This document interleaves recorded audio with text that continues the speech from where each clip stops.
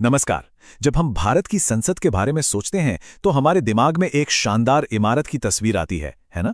लेकिन इसकी असली ताकत इसकी दीवारों में नहीं, बल्कि इसके नियमों में छिपी है। यही वो नियम हैं जो तय करते हैं कि हमारा देश कैसे चलेगा। तो आज चलिए संसद की उस रूल बुक को खोलते हैं और समझते हैं कि इसके पन्नों में कौन-कौन सी अनोखी शक्तियां दर्ज हैं।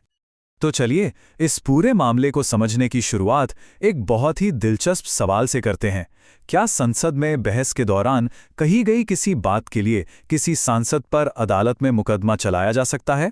इसका जवाब शायद आपको थोड़ा हैरान कर दे, और यही जवाब हमें सीधे संसद के सबसे जरूरी सिद्धांतों में से एक की तरफ ले जाता है। और उस सवाल का जवाब वो छिपा है हमारे पहले टॉपिक में, सांसदों के विशेषाधिकार।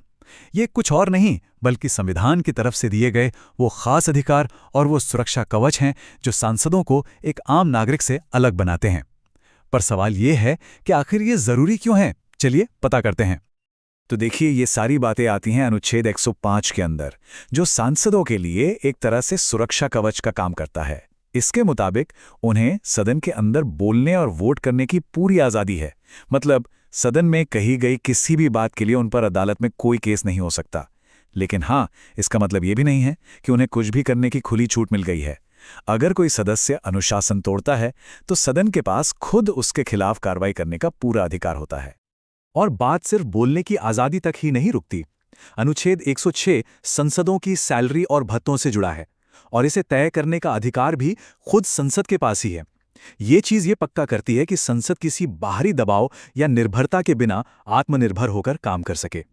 अच्छा, तो अभी तक हमने बात की एक सांसद के अधिकारों की, मतलब एक व्यक्ति की। लेकिन ये सिर्फ एक व्यक्ति की बात नहीं है, ये पूरे संस्थान की आज़ादी की बात है। अब हम ये देखेंगे कि हमारे संविधान ने पूरी संसद की स्वतंत्रता कैसे सुनिश्चित की है, खास तौर पर देश की न्यायपालिका से। यहाँ पे शक्तियों का बंटवारा बहुत ही दिलचस्प तरीके से किया गया है। एक तरफ है अनुच्छेद 121, जो कहता है कि संसद में किसी जज के बर्ताव या आचरण पर कोई चर्चा नहीं हो सकती। हाँ, अगर महाभियोग की प्रक्रिया चल रही हो तो बात अलग है। तो वहीं दूसरी तरफ है अनुच्छेद 122। ये कहता है कि संसद के अंदर की किसी भी कार्यवाही पर कोई भी अदालत सवाल नहीं उठा सकती। मतलब दोनों एक दूसरे के काम में दखल नहीं देंगे, अपनी अपनी सीमाओं का सम्मान करेंगे। चलिए अब बात करते हैं संसद के शायद सबसे बड़े अधिकार की, वित्तीय शक्ति और बजट।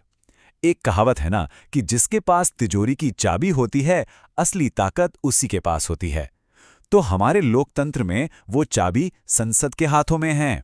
देश का पैसा कहां से आएगा और कहां खर्च होगा, इसका आखिरी फैसला संसद ही करती है। तो इस पूरी ताकत का जो केंद्र बिंदु है ना, वो है वित्तीय विधेयक या फाइनेंशियल बिल। इसकी परिभाषा अनुच्छेद 110 में दी गई है। अगर बिल्कुल आसान भाषा में समझे तो कोई नया टैक्स लगाना हो, सरकार को उधार लेना हो, या भारत की संचित निधि यानी देश के मेन सरकारी खजाने से पैसा निकालना हो, इससे जुड़ा कोई भी बिल एक वित्तीय विधेयक ही कहलाता है। तो देश के पैसे का ये पूरा सफर तय कैसे होता है? इसके 3 अहम पड़ाव हैं। सबसे पहले अनुच्छेद 110 ये तय करता है कि कौन सा बिल वित्तीय विधेयक है। फिर अनुच्छेद 112 के हिसाब से सरकार को हर साल बजट पेश करना ही होता है। और आखिर में अनुच्छेद 113 और 114 के तहत खर्चों की मांगों और उससे जुड़े विधेयकों को पास करने की पूरी प्रक्रिया होती है। तो पैसों की बात तो हो गई, लेकिन संसद में सिर्फ बजट पर तो चर्चा होती नहीं है। वहां तो हर दिन कितने ही बिल आते हैं, कानून बनते हैं। तो अब जरा बात करते हैं संसद की कार्यवाही और वोटिंग की प्रक्रिया की, यानी वो प्रोसेस जिससे कोई भी विचार कानून की शक्ल लेता है। अब इसका सबसे बेसिक, सबसे बुनियादी नियम क्या है, वो हमें मिलता है अनुच्छेद 100 में। और ये हमारे लोकतंत्र का मूल सिद्धांत है कि संसद में हर फैसला वहां मौजूद और वोट करने वाले सदस्यों के बहुमत से लिया जाएगा। किसी एक इंसान की मर्जी नहीं, बल्कि ज्यादातर लोगों की राय। और यही तो लोकतंत्र की असली पहचान है। लेकिन सोचिए, क्या हो अगर लोकसभा और राज्यसभा में किसी बिल को लेकर ठन जाए, मतलब दोनों सदन एक बात पर राजी ही ना हो? तो इसके लिए भी संविधान में एक खास व्यवस्था है, अनुच्छेद 108 के तहत। इसे कहते हैं संयुक्त बैठक।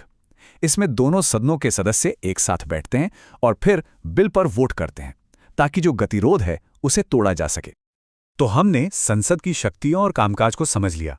पर यह संस्था बनती किससे है? उन लोगों से जो इसे चलाते हैं, हमारे सांसद। तो अब बात करते हैं उनकी सदस्यता से जुड़े नियमों की। तो सवाल ये है कि इस संस्था का सदस्य कौन बन सकता है और किन हालात में किसी की सदस्यता जा सकती है। इसके नियम दिए गए हैं अनुच्छेद 101 और 102 में। ये साफ साफ बताते हैं कि कोई सांसद अयोग्य कब माना जाएगा, जैसे कि अगर वो कोई और लाभ का पद ले लेता है। और अगर किसी भी वजह से कोई सीट खाली हो जाती है तो अनुच्छेद 103 में उसकी भी पूरी प्रक्रिया बताई गई है। तो घूम फिरकर हम वापस उसी बड़े सवाल पे आ जाते हैं जहां से हमने ये पूरी चर्चा शुरू की थी। संसद और सांसदों को ये जो खास अधिकार और स्वतंत्रता दी गई है, क्या वो हमारे लोकतंत्र को मजबूत करती है या फिर ये कानून बनाने वालों को उनकी जवाबदेही से बचाने का एक जरिया बन जाती है? शक्ति और जवाबदेही के बीच ये संतुलन कैसे बना रहे, इस पर विचार करना बहुत जरूरी है।